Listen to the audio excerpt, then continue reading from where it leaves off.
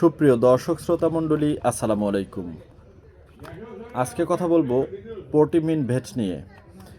এটিতে রয়েছে 18টি amino acid ও 3টি মিনারেল। এটি একটি এসকেপ কোম্পানির সিরাপ। এটির প্রয়োগ ক্ষেত্র হচ্ছে গবাদি প্রাণীর শারীরিক দুর্বলতা প্রতিরোধে, যে কোনো ধরনের ধকলের নিয়ন্ত্রণে, কৃমিনাশকের ব্যবহার পরে, অ্যান্টিবায়োটিক ও ভ্যাকসিন ব্যবহারের পরে, প্রজনন ও রোগ প্রতিরোধ ক্ষমতা বৃদ্ধিতে, সঠিকভাবে খুর ও লোমের বৃদ্ধি নিশ্চিত করতে এটি ব্যবহার অত্যন্ত গুরুত্বপূর্ণ।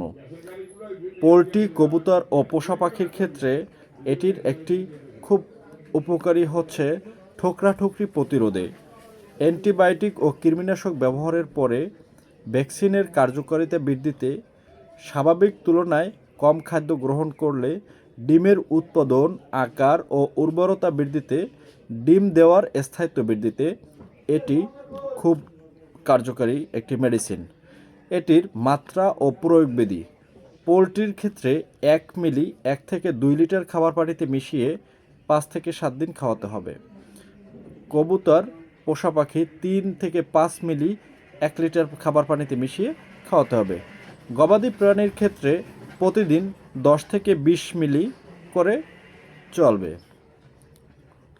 সকলকে অসংখ্য ধন্যবাদ।